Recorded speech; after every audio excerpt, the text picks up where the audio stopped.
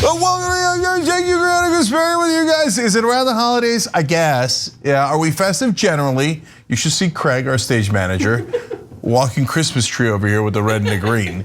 But anyways, we have a fun show for you guys, and we also, of course, have disastrous show for you guys. As in literally, there are disasters. We have to talk about them, but we have to give you context, as usual, that a lot of folks don't give you.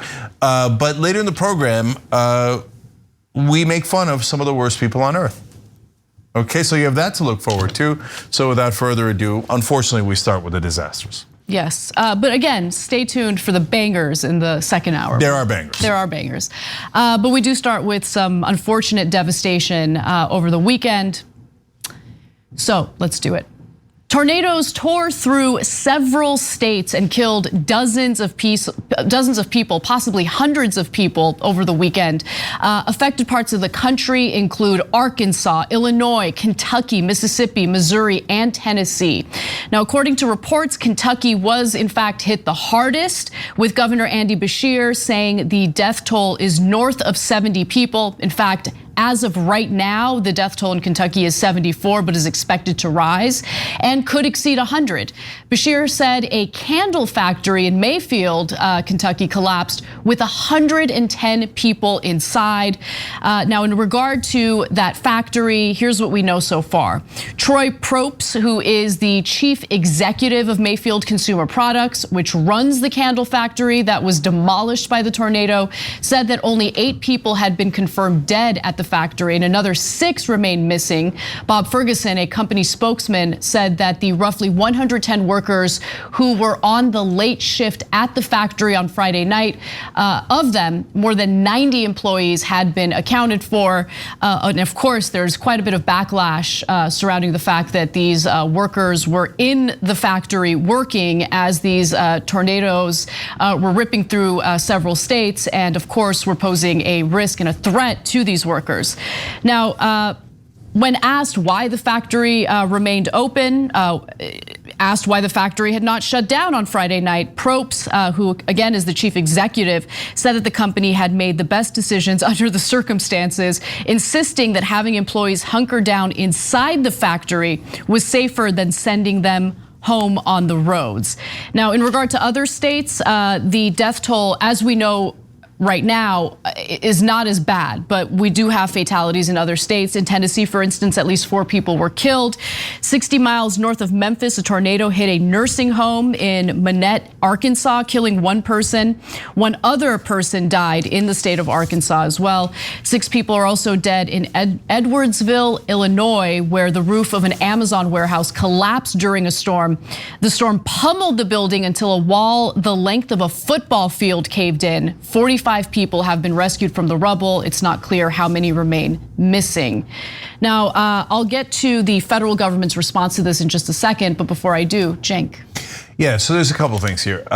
First, you get tragedy, obviously, and our hearts go out to all the people affected. You see the devastation and the houses totally ripped apart, entire neighborhoods, giant slabs of concrete falling in the Amazon warehouse and in the candle shop, etc. And so in terms of the ramifications of this, what can be done, so there's a couple of angles here. Number one is climate change. So the climate change clearly affects droughts, floods, and wildfires for sure, and makes storms more extreme like hurricanes. So there's no question about any of that. There is a little bit of a question still about whether it affects tornadoes. Scientists say that it does, but they're not as unified on that, and you should know the real context of that. And so it has to do with the warming air colliding with the cooling air, especially if you have warmer temperatures in what are supposed to be cooler months like December. And so it appears that a lot of scientists believe that it makes those storms more extreme and more likely. And so because they start from tropical thunderstorm or thunderstorms overall, and so that's why you can see why climate change might affect the severity of the thunderstorms. So look, we've got every kind of natural disaster ripping the country apart, the world apart. And yes, we had them before. Yes, they're clearly worse now. This one, People are saying, whether you think it was related to climate change or not, the worst in 100 years to hit the country in terms of tornadoes and the damage that it's done. Last one that was as bad as this was in 1925. So yet another 100-year event happening fairly frequently, in this case tornadoes. Now we're gonna get into the political ramifications. Biden says there aren't any, he's absolutely wrong as usual. And we're gonna get to Rand Paul as well, because of course it affects Kentucky and he's the loathsome senator from that state. Yes, so Rand Paul, a senator from Kentucky, has a pretty lengthy track record in regard to wanting to reject any type of federal government program that helps people. In fact, he's been on the record in regard to opposing relief funds to various states that have been hit with natural disasters. I'll give you specific examples in just a second, but before I do, oh wow, what a surprise. He's a massive hypocrite when it comes to his own state, because he signed on to a letter directed toward President Joe Biden, urging him to provide disaster relief funds to the state of Kentucky. And let me just get this off, out of the way. Kentucky and all the other states affected absolutely should get federal relief funds. That's why we have FEMA. That's why we have federal programs meant to assist states when these types of natural disasters happen. But here's the difference. I'm consistent on that, whereas Rand Paul is not. Now, Rand Paul apparently wrote this letter to Biden saying, quote, "As the sun comes up this morning, we will begin to understand the true scope of the devastation, but we already know the loss of life and severe property damage. The governor of the Commonwealth has requested federal assistance this morning, and certainly further requests will be coming as the situation is assessed. I fully support those requests and ask that you move expeditiously to approve the appropriate resources for our state." And of course, Biden obliged, because that is the right thing to do. Now, Rand Paul has not been consistent on this. I'll give you a few examples before we go to a fun video of Rand Paul. In 2013, for instance, Senator Paul opposed a disaster relief measure for the Northeast following the devastation caused by Superstorm Sandy. He was quoted as saying, "I would have given them $9 billion and I would have taken the $9 billion from somewhere else," Paul explained at the time, citing the price tag for the measure.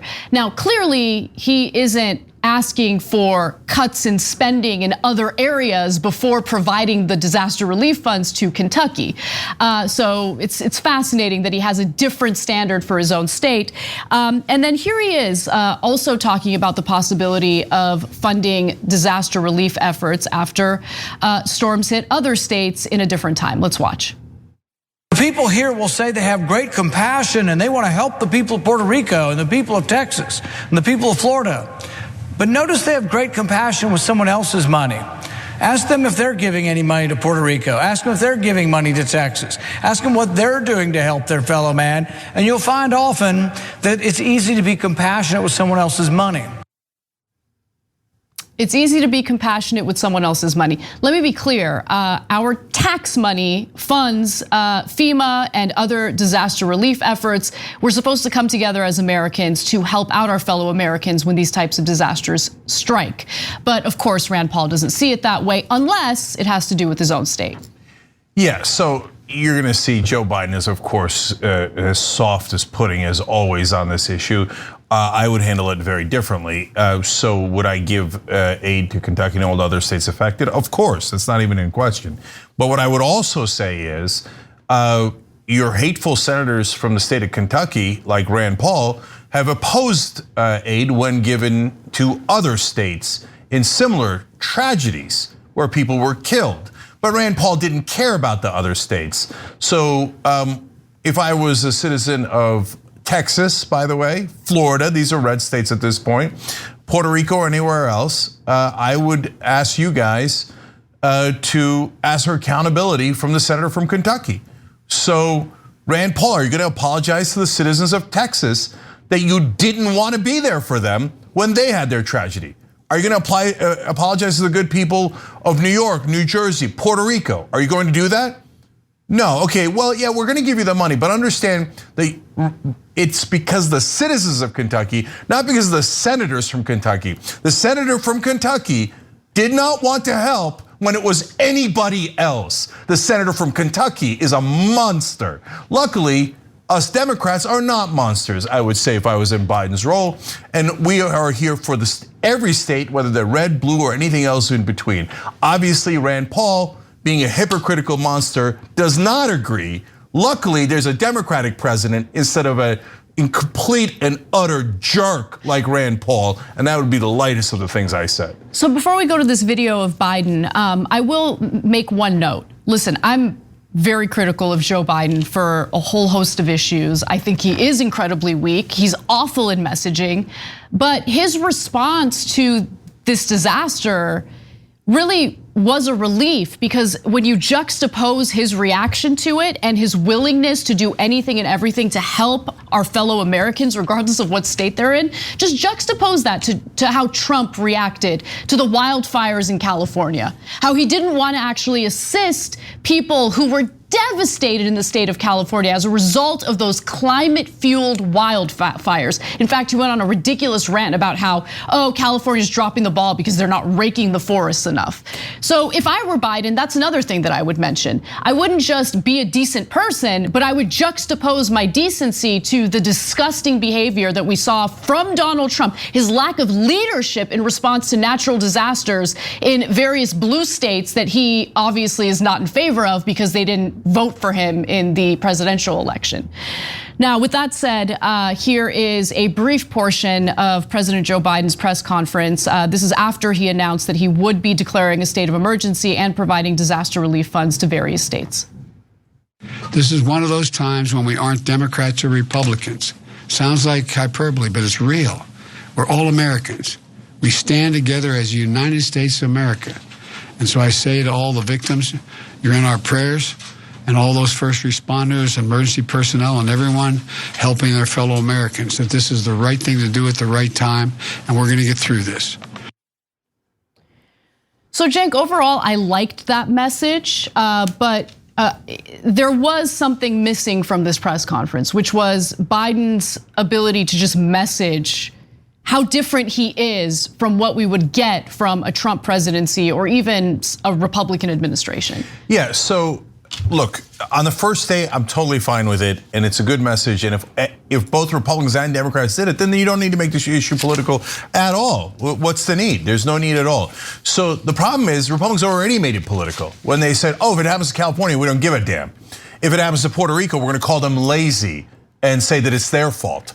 So they already made it political.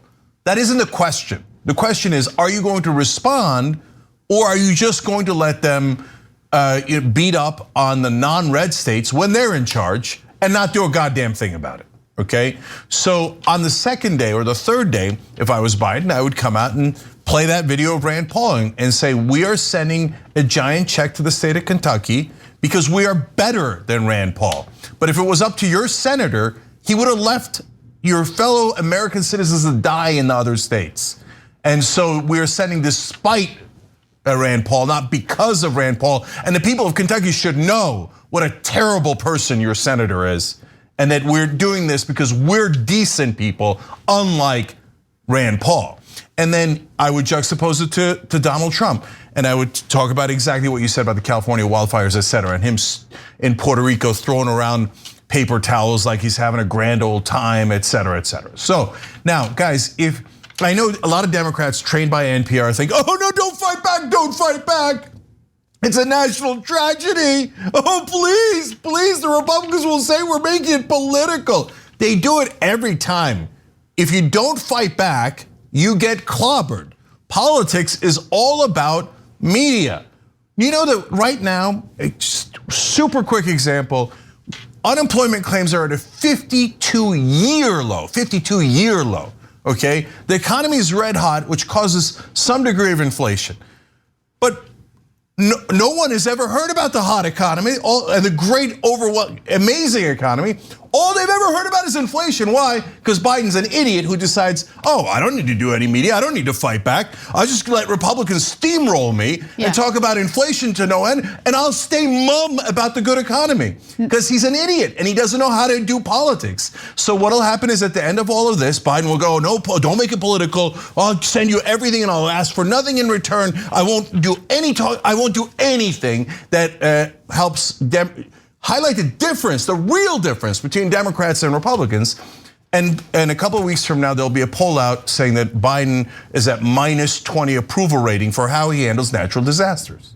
That's what'll happen, because he's a natural disaster in terms of politics. All right, agree with you largely on that. But I wanted to move over to the Amazon warehouse that collapsed in Illinois. Just absolutely devastating. As we speak about this issue right now, at least 6 Amazon employees have died thanks to the tornadoes in Illinois. That tornado not only ripped through the state, but it also led to the collapse of an Amazon warehouse, and the death toll could increase in the coming days. Now, Amazon has been slowly reinstating its long-standing policy of banning mobile phones in its warehouses after easing the prohibition amidst the COVID-19 pandemic. As such, Amazon's warehouse workers may be required to leave their phones in lockers as well as clear metal detectors. That is the issue that's now coming up as a result of what happened at this Amazon warehouse, because workers are saying, listen, we need access to our phones if there's an emergency, if we need information about upcoming storms. It's better to have our phones on us. And so if you look at this image, you'll see what the Amazon warehouse looked like before and after the tornado ripped through it. So you can see how the roof of the building had collapsed, which again led to the deaths of 6 Amazon workers. Amazon workers, by the way, have also pointed out the company's anti-phone policy cuts them off from important information such as weather safety warnings. Further, their lack of phones means that workers may be unable to quickly contact emergency services or their loved ones in the event of a disaster, particularly if they're trapped in rubble. And as we know, Amazon is so obsessed with productivity and speed. They want to ensure that they get packages delivered as quickly as possible. And so as a result, they control everything that their workers do, including whether or not they can have their own cell phones on them as they're working. Yeah, so again, this is a situation where you need strong leadership in government, and we are very, very unlikely to get it. The Republicans do not want to regulate big business because they get campaign donations from them. The Democrats, on the other hand, do not want to regulate big business because they get campaign donations from them. Exactly. Okay. Exactly. So on social issues, there are big differences between Republicans and Democrats. On economic issues like this and corruption issues like this, there's almost no difference at all. And so if I was president, and I say that to give you a contrast to what the softness and the weakness that we have now, what I would say is, look, we don't yet know all the facts, and they should do a real investigation here. It's possible, for example, that the managers on the site really genuinely thought that they would be safer inside of the bunker inside these factories rather than on the roads. Because the factory remained, the warehouse remained open. In the case of Amazon, and there was a factory that remained open in Kentucky despite the tornado warnings. And so there's, I think, justified backlash as a result of that. And in both instances, you have the executives, both for Amazon and for the candle factory in Kentucky, arguing, no, it was much safer for them to stay at work and to remain in the bunker or the shelter provided for the employees. I'm not really buying that, but yeah. That's unlikely, and people died in those factories, and there are reports of, for example, a girlfriend who was texting with her partner, and they had 16-minute warning. She said he could have driven to my house in 13 minutes. We were perfectly fine at my house. And so, but we don't know for sure. So I would be careful about it and say, hey, let's find out all the facts. But we're gonna find out the facts. We're not gonna take Amazon's word for it. We're not gonna take any big business's word for it, right? And if it turns out that you just wanted to make an extra buck, hey, it's holiday season and I need you to keep working through a tornado, well, then there are going to be criminal consequences, not just civil, but we're gonna come for you. We're gonna arrest you and put you in jail because those people are dead. Now that's under a just society. That's not actually going to happen. In America, there's a 0% chance that will happen under a Republican or Democratic administration. They're more likely to give funding to Amazon for, we could build a better bunker. Maybe they could work in the bunker while the tornado's above them, you know? I wouldn't be surprised. That's more likely. They'll do subsidies and tax credits. Yeah, I wouldn't be surprised. And I want to give you the details about the woman who's come forward to talk to the press about her, boyfriend working in the warehouse and the communication that they had as this tornado was ripping through the state. So Larry Verdin is the name of the Amazon warehouse worker. He started working at Amazon 5 months ago. He was among the 6 employees who died in the destruction. His girlfriend, Cherise Jones, said that she was texting him shortly before the incident. Verdin had texted her 16 minutes before the tornado was said to have touched down, leaving him enough time to have gone back to their house nearby Collinsville, which she said was a 13-minute drive away. And then she says this: "We heard the tornado didn't touch down until 8:39 p.m., so we had 20 minutes to get home." But the question that I have, I don't know the specific details on this. I know that there's some warning that there's a tornado coming. I want to know just how far in advance do the executives and employers know that there's a tornado coming? And if there's enough time to shut down operations temporarily so people can go home and be safe, why didn't they do that? But I doubt that investigation is even gonna happen. Yeah, that's the most important part, Anna, because look, the people who died, it ranged from age of 26 to 62. And one of the stories was of this young guy who worked at the factory. His dad also worked there at the warehouse. And so they get a message that, they're gonna bunker down at the warehouse, and they're really worried about it, the parents are. So they start driving towards the warehouse because they're so scared for what's gonna happen to their son. And they get there and it's already collapsed. And they wait and wait and wait, and around 4:30 a.m. somebody comes out and says, "Oh, by the way, I should tell you, the dad also worked at the warehouse, and on Wednesdays, he used to work together with his son," which was a really wonderful moment for the family. They worked together there. And at 4:30 a.m. they come out and tell him, "No, your boy has passed. He's one of the ones that died." Now, we live in a brutal country that is under corporate rule. And corporations are never held accountable. And they're considered human beings with all of the constitutional rights. And then you have extra rights like limited liability and other tangible rights that they have that are greater than a human being's rights. This was invented by the Supreme Court, which has been brutal from the 1970s to now and is totally a wing of corporate rule, a very important wing of corporate rule. Especially now. Yes, and guys, you should know this, and this is very important. There are 2 Supreme Court justices that got on the court now because they said corporations can kill people and get away with it. Kavanaugh was the only judge in this particular case, as it went through the different levels, that said, in SeaWorld, one of the killer whales killed one of the employees. And he said, who cares? Yeah, of course, no liability. The employee should have known, and that's his problem, not the company's problem. Gorsuch was worse. Yes. There was a freezing truck driver. His truck is damaged. He's got to get it off the road because he's literally freezing to death. And he calls it in, and the company says, "No, sit there and freeze to death. It's against company rules."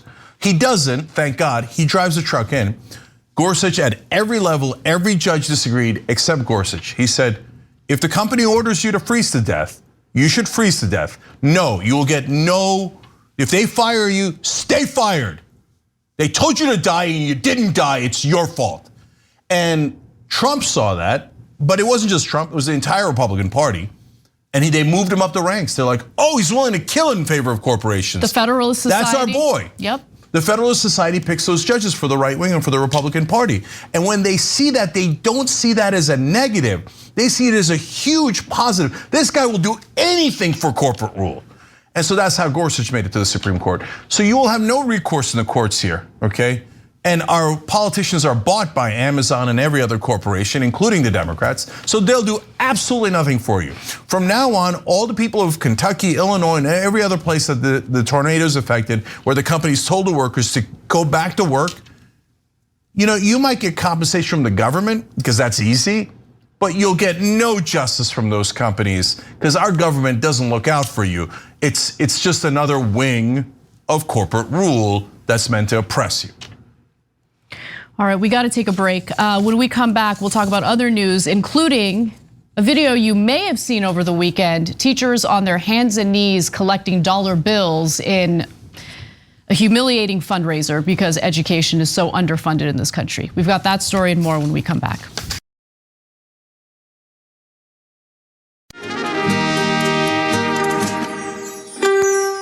All right, back on TYT, Cenk and I with you guys. During the social breaks, we read some of your comments. Somebody was saying they ordered Christmas packages for twostrongcoffee.com/TYT. That's awesome, thank you. But somebody said about the disaster that they might not have wanted to drive away in the middle of the tornado from those factories. That's an interesting point, but I wanted to give you one other from Twitch. Octo Squiddy said they had 20 minutes warning when the tornado touched down and hours of warning of the very real potential of a tornado touching down. Amazon and the rest of the companies that force their employees to stay are absolutely liable for these deaths. So that's really interesting, and that's among the things that needs to be investigated and corroborated. And then at that point, probably people will sue for civil damages, and there they could get a modicum of justice. When it goes to criminal liability, the government will never help you in this country because of corporate rule. All right, Anna. All right, let's get to our next story. Teachers were reduced to frantically collecting money on their hands and knees in a scramble to secure enough cash to buy supplies for their classrooms. This was something promoted by a hockey team in South Dakota. They set this up as a so-called Dash for Cash event along with a mortgage company. And it's awful because it shows you the state of our public education and just how severely underfunded it continues to be.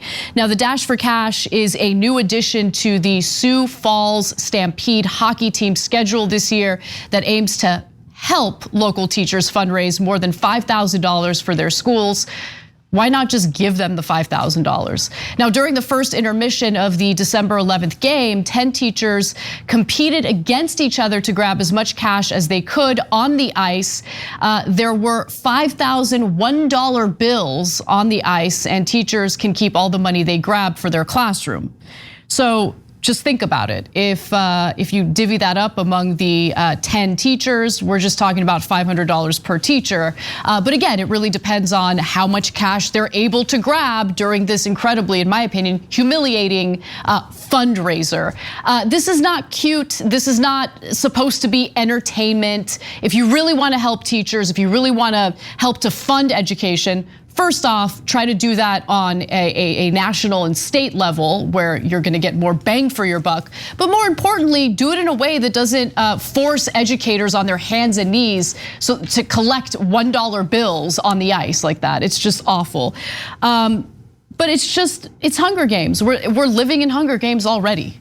Yeah, so I think there's two separate issues here, and both are very problematic. Look, I get wanting to do a promotion. If you just give the teachers $5,000, that doesn't give any incentive for people to show up. But they're trying to do a promotion, and $5,000 is not bad for a minor league team, hockey, etc. But somebody should have thought, do we really want teachers on their hands and knees scrounging for money, $1 bills? Yeah, Hunger Games is a good enough analogy, but given like the pot of money that they're scrambling over, it felt more like Squid Game. Now, nobody died or anything like that, but it's humiliating, and you should have thought that through.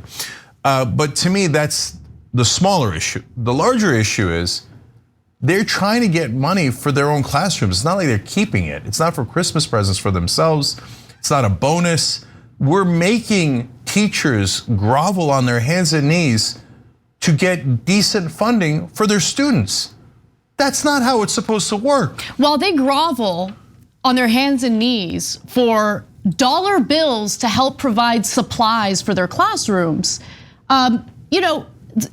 private defense contractors are experiencing the same thing, begging on their hands and knees. I mean, they just can't secure the defense funding to line their own pockets with unnecessary, war efforts. Like, it's obviously, I'm being sarcastic. There's never any question about whether or not we fund defense. Never any question about whether year after year that defense budget increases. I think once under the Obama administration, there was a tiny cut, and Obama faced so much criticism for having the audacity to question the hundreds of billions of dollars that gets allocated for private defense contractors every single year. But when it comes to our educators, when it comes to the people that help educate generation after generation of Americans in this country, we just kick them off to the curb.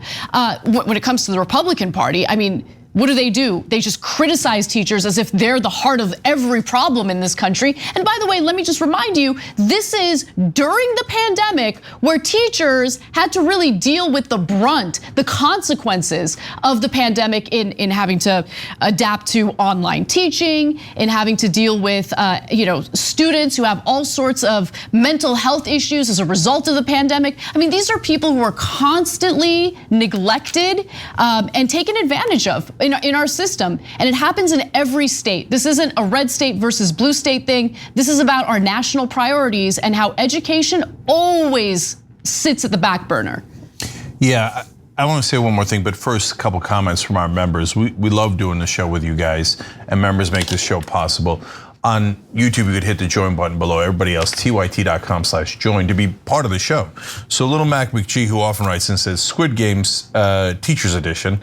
And actually, as I read that, I thought, it's funny and it's haunting. It's this is the crazy situation we're in. Dragon with a Girl tattoo said, props to the teachers humiliating themselves like that for their kids. Exactly. And I love those teachers. They're not keeping a dollar of that. They're on their hands and knees fighting for their students.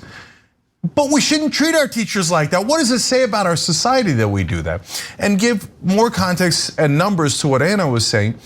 So when progressives suggested $3.5 trillion for Build Back Better bill that had things like paid family leave, lower drug price, etc., all of mainstream media, cable news, everybody was outraged. Why they're asking for so much? This is just going to go to the average American. We don't want that. Then they cut it down to 1.75, and they haven't passed anything yet, right? The Pentagon is going to get a minimum of not 3.5, not 0.175. They're going to get $7.8 trillion over the same period, at least, and without any questions asked. No questions. No questions. $7.8 trillion. Oh, but you want supplies for your kids? For our kids. No, you have to scrounge around and grovel and grab $1 at a time. Okay, hey guys, you want to do that to the teachers? No problem. I want to see Lockheed Martin and Raytheon on their hands and knees, scrounging for dollar bills. Are they going to do that? No, they're gonna get trillions handed to them. They're gonna laugh their ass off. Their executives are gonna take home literally billions of dollars, and then they're gonna make the teachers get on their hands and knees so they can teach your kids with decency. This is a sick, sick state of corporate rule in America. Well, it turns out defense contractors have more money to provide in political corruption than teachers unions do. Of course. So that's why teachers get kicked to the curb, even though they're an incredibly important part of our society.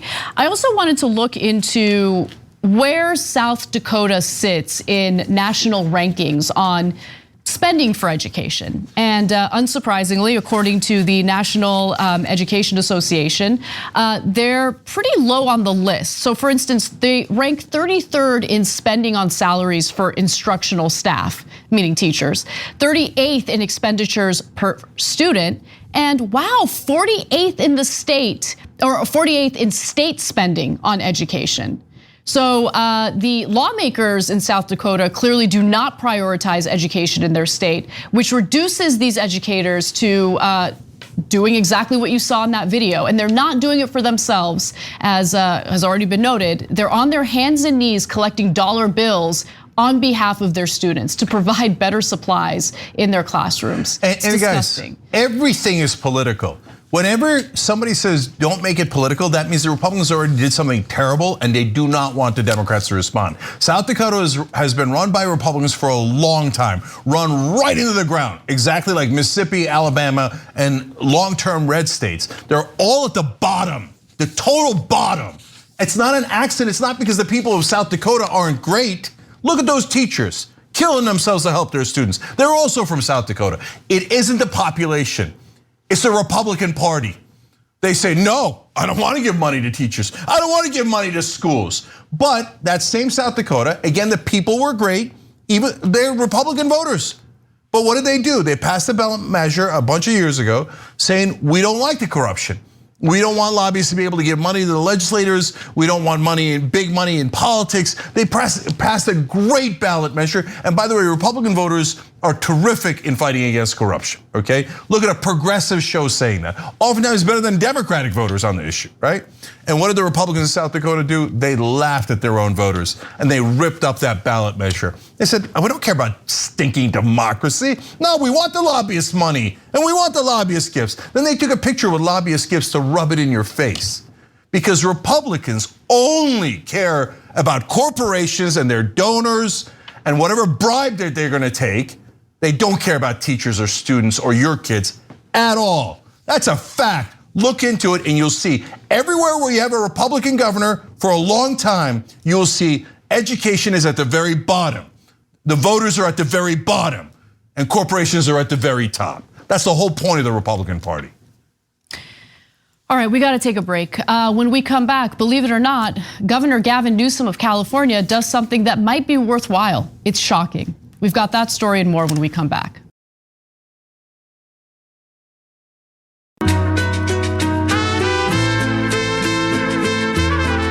All right, back on TYT, Cenk and Anna with you guys. Look, it's the holiday season. One thing you can do is give the gift of TYT. So whether it's to a progressive or to a conservative family member, maybe open up their minds a little bit, plant a seed. TYT.com/gift. That's how you do it. It's real simple. Thank you guys. All right, Anna, what's the next story? All right, California Governor Gavin Newsom says he's working on legislation that would allow private citizens to sue anyone who is suspected of making or selling assault weapons in response to Texas's anti-abortion bill.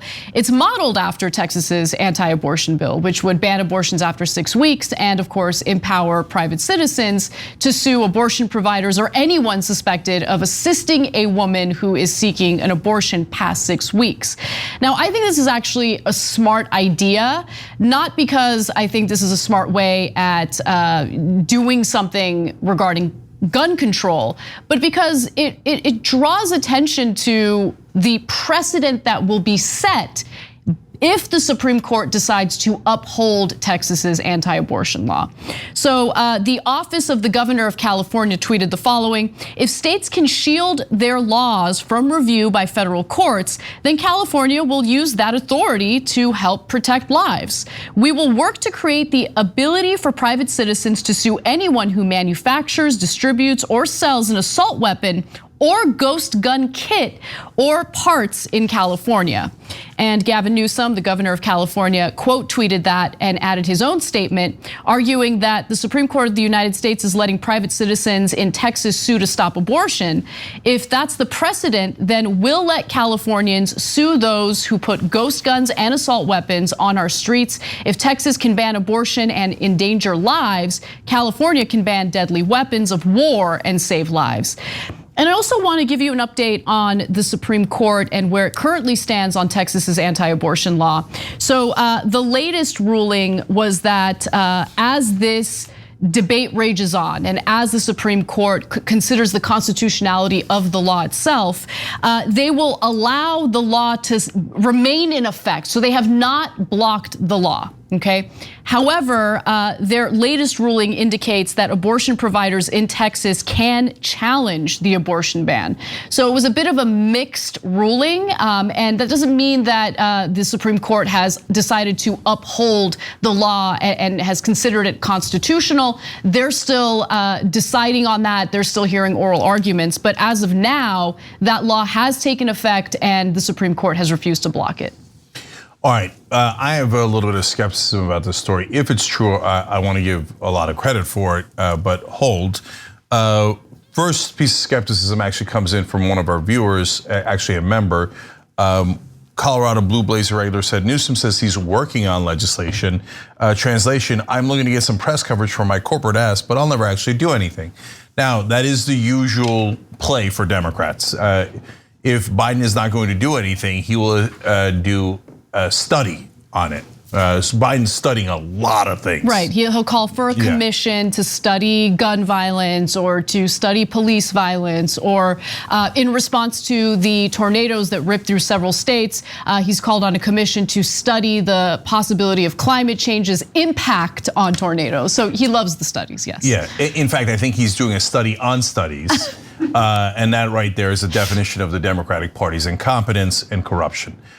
So when we get to the corruption, it's the second thing that I'm worried about. Biden also said, well, I'm gonna get tough on guns. That's why we're gonna be against ghost guns. Now, ghost guns are a real problem, but they're very easy to attack because not only do they not affect corporations or hurt corporations' bottom line, because if you go after gun manufacturers, that hurts a corporation's bottom line, the manufacturers, right? Ghost guns, in fact, compete with weapons manufacturers. So if you go after ghost guns, corporations go, attaboy, okay, now protect my profits. So that's a very easy thing to do politically. That's why I was curious to see that Gavin Newsom's tweet said ghost guns and automatic weapons. But what I believe is in a press release, the quote is from Newsom's staff, anyone who manufactures, distributes, or sells an assault weapon of ghost gun kit or parts in the state of California. So that's not and assault weapons, that's assault weapons made of ghost guns, right? In which case, it's the same old horse crap. Even Democrats protecting gun manufacturers and their profits by going after their competitors, which are ghost guns. So again, ghost guns are a real problem.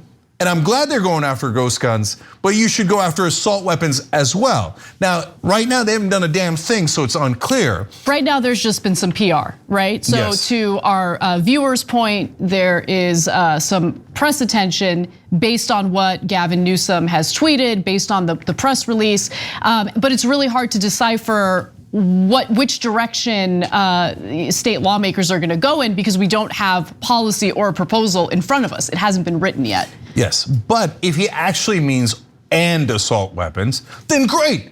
I love giving credit where credit is due. He's corporate on every other issue and in my opinion, pretty awful governor. But why didn't anybody else think of this obvious thing? Look, I talk about it all the time, and then other Democrats attack me. I say, if they're gonna gerrymander red states, we should gerrymander the hell out of blue states. If they're going to shut down voting areas in Democratic areas in red states, we should shut down voting areas in Republican areas of blue states. That's where people lose their minds. Oh, you can't do that, that's fighting fire with fire. Yeah, the point is to get, not so that we do it forever, it's to get them to stop doing it in red states. Yeah, so that's the point that I wanted to draw attention to, because this isn't actually about doing anything. The intention here isn't about controlling guns in the state of California. This is about drawing attention to the unintended consequences that would arise from upholding Texas's anti-abortion law. Because the argument by the lawmakers who support that anti-abortion law is, well, it's not really unconstitutional because it's not the lawmakers in the state of Texas who are enforcing this abortion ban. It's really private citizens who are suing abortion providers or anyone who is suspected of assisting a woman in obtaining an abortion, right? Yeah, you know me, as always, I would go way further, okay? I would do it on almost every issue that affects our side. But if you're just talking about guns, I'd say, all right, I'm banning all guns in California, but I'm not doing it. The government's not doing anything. You can't sue me. I'm saying I'm going to give a $10,000 bounty to anyone who finds any weapon that is illegal in any way, shape, or form, right? And reports it in. What? Vigilante justice, right? Look, guys, I think all of this is disastrous overall. The government needs to set rules and abide by them and not farm it out to individuals and vigilantes. But if the red states are doing it, the blue states should do it to make sure that the Supreme Court rules in a certain direction. Because the court is gonna be like, oh, you're banning abortion in a backdoor way. I kinda love it. Exactly. But if you ban guns in a backdoor way, the Supreme Court's gonna be like, wait a minute, no. We love our guns and you can't do that. And it puts them to a real decision.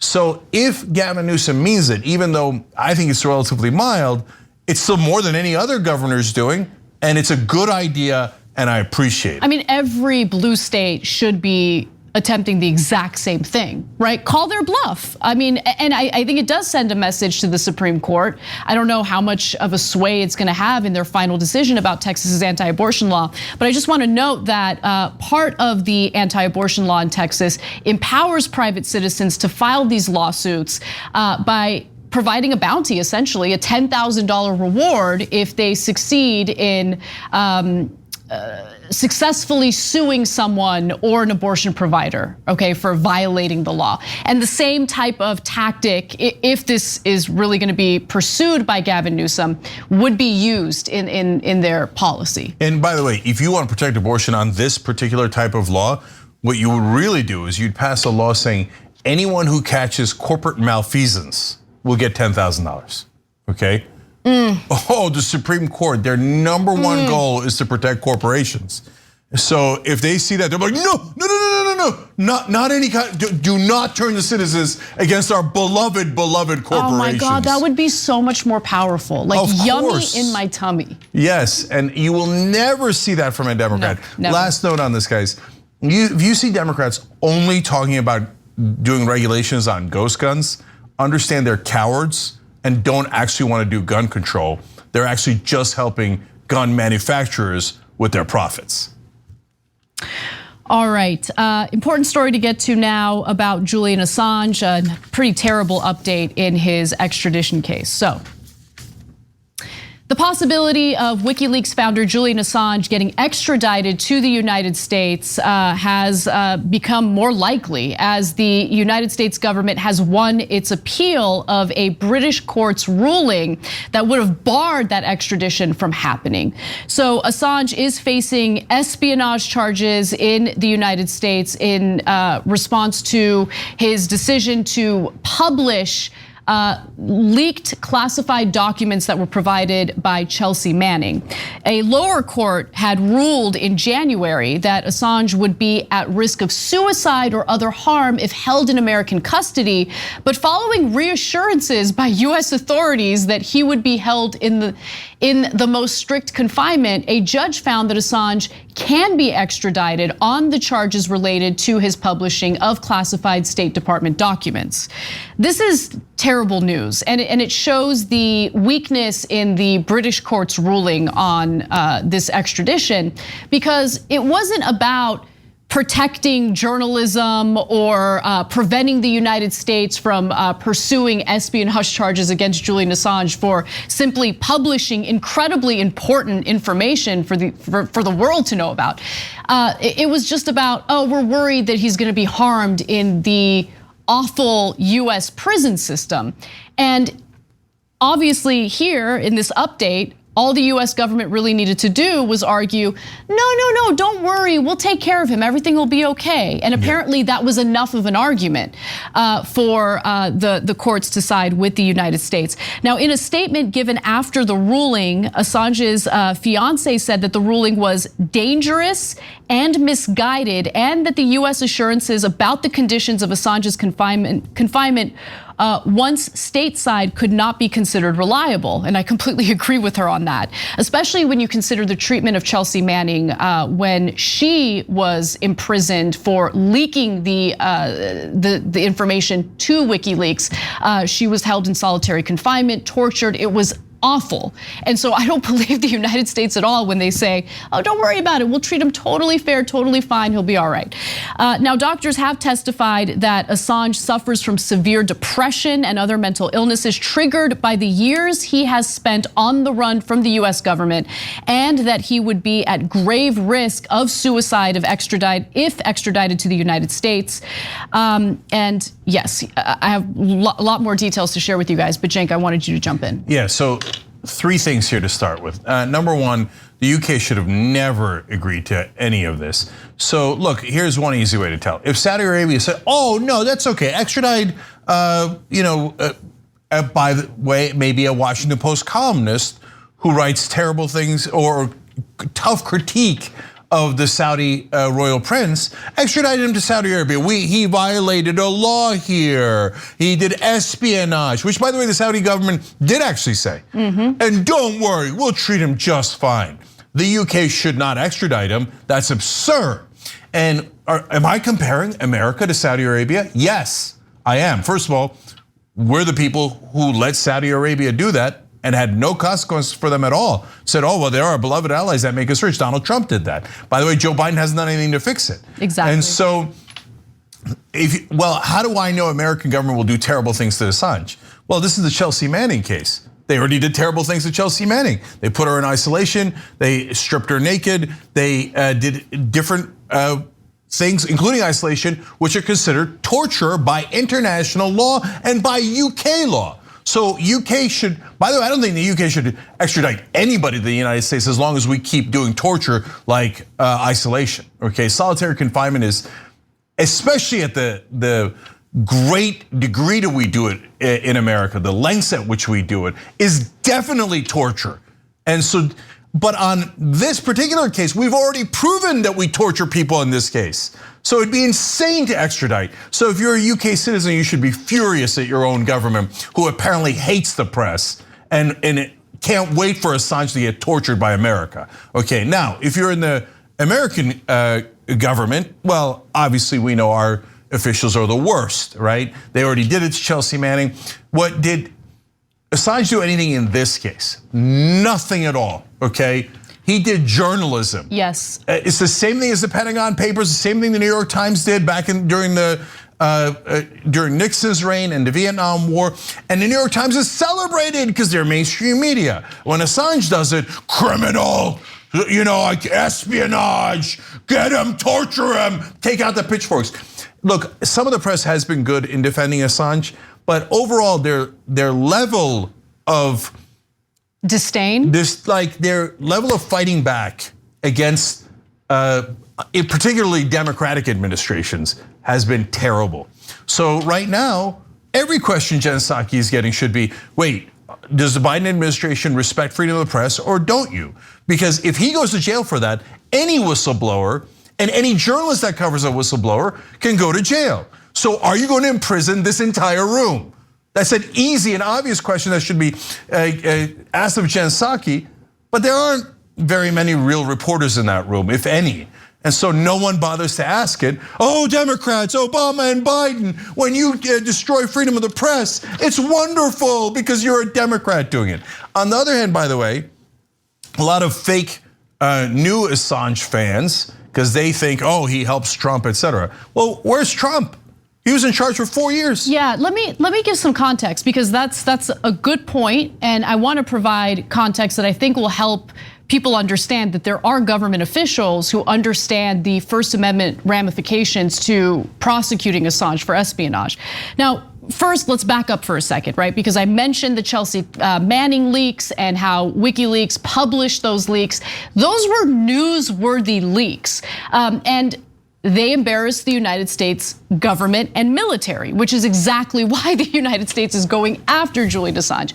WikiLeaks helped uncover evidence of civilian killings carried out by US troops during the war in Iraq, including shocking video footage of the crew of an Apache helicopter killing Reuters journalists and others during a 2007 attack in Baghdad. So there's a little context for you. Now, during the Obama administration, of course, there was consideration in going after Assange for espionage. But ultimately, the Obama administration decided against it knowing that there were constitutional issues at play. So for instance, Matthew Miller, a former chief spokesperson for the Justice Department under the Obama administration, told Politico that the Obama administration declined to pursue an indictment of Assange out of concern for the press freedom precedent and doubts about whether charges would hold up in court. Now, Obama's administration decided against going after Assange, and then in comes Donald Trump, who decided, no, I'm going full steam ahead, going after Assange. We want to extradite him to the United States. We want to try him for espionage. But Trump's no longer in office. His administration is no longer in power. So the question is, why is Biden continuing on with the awful and dangerous policies and precedents set by the Trump administration? Why would you do that knowing full well that when you were vice president under the Obama administration, they decided against going after Assange because of the fact that it had First Amendment violations involved? Yeah, well, there's, again, a couple of things there. Number one, Obama is half full of crap. Any one of these administrations could have said Assange did nothing wrong, we will not pursue him, period. End of investigation, end of this entire issue. Obama didn't do that. He did a usual Obama half measure. Okay, by the way, Obama did use the Espionage Act against other great journalists. So Obama generally on this issue was terrible. Don't listen to the mainstream media liars who kiss his ass for a living. Oh, the great Obama. No, he would have put you in prison if you'd actually done your job and did uncovered a story that embarrassed the Obama administration. I mean, he was notoriously awful when it came to whistleblowers, including whistleblowers like Edward Snowden. Yes, you know, right. and by the way, the stuff that Chelsea Manning and Assange uncovered happened during the Bush administration. So that's why Obama goes, well, I'm not going to protect them, but at the same time, I won't use the Espionage Act. But if you did it during my administration, Espionage Act, how dare you embarrass me, okay? That's Obama, keep it real. At the end, he did pardon Chelsea Manning, we should give that context, so he at least did half things right, okay? Trump came and did nothing right, nothing. All those pardons to all those white collar criminals. Oh, you ripped off millions of dollars, billions of dollars, pardon, pardon. Oh, you're one of these corrupt criminals that was helping Donald Trump, pardon, pardon. You ripped off Trump's own supporters like Steve Bannon did. Build a fake wall, keep the money instead. Laugh and laugh about how you're using it for yachts, pardon. Assange, no pardon, no pardon. Do not ever embarrass the government, especially if Trump's in charge. By the way, look, I'll diverge here for an important point. There's a lot of people now pretending to be Assange fans. I'd be super curious to see what they would do if Assange ever leaked something about the Trump government that embarrassed Trump. My guess is all those Assange supporters would instantly go, oh no, he's terrible, he's working with this and that, Russia, Russia, Russia. They'd turn on Assange in a second because they don't actually care about freedom of the press. They're just trying to find ways to support Trump and Republicans, right? So now I've got my own issues with what Assange did later in his career, where he paid bounties for stories, and I don't know if he did selective leaking, but he would say that he has things and not publish them. And I couldn't tell if he was just publishing everything or holding things back for political reasons. But that does not affect this case at all. That's point number one. He did nothing wrong in this case, and yes, people do different things at different times. He might have done something right then and something wrong later. Use your mind, use your judgment, okay? But by the way, anything that Assange might have done where I disagree with it or you disagree with it later in his career, that also shouldn't put anyone in prison. You might disagree with his journalistic ethics, but that has nothing to do with putting him in prison. Hell no. Look, at this point, I think, all right, I don't even want to get into the clowns on the right. Anyways, so back to what should actually happen. What they're gonna do is they're gonna bring him here, and every charge against Assange so far seems to be a complete and utter fabrication. Remember when Sweden was so concerned And they, of course, what were the charges against them? They were related to sex. If you want to do character assassination, always do it about sex. It worked on Ellie Spitzer, it worked on almost everyone involved. And so Assange was the first thing they said, oh, sex, oh my God, he did something wrong, and et cetera. And then when you defend him, oh yeah, of course you're doing it because of the sex crimes, et cetera. It's a classic character assassination done by the United States government, and yes, oftentimes, and especially in that case, aided and abetted by the mainstream media. Yep. Okay, so Trump was horrible on this, Biden is terrible on this. Don't listen to anyone in mainstream media or right-wing media pretending that both sides weren't awful on this issue and just want to protect their own power and destroy freedom of the press. Well, we've got some more criticism for the press when we come back for the second hour of the show, including some of CNN's latest former Trump campaign hires. We've got that and more coming up. Thanks for listening to the full episode of The Young Turks. Support our work, listen ad-free, access members-only bonus content, and more by subscribing to Apple Podcasts at apple.co/TYT. I'm your host, Cenk, and I'll see you soon.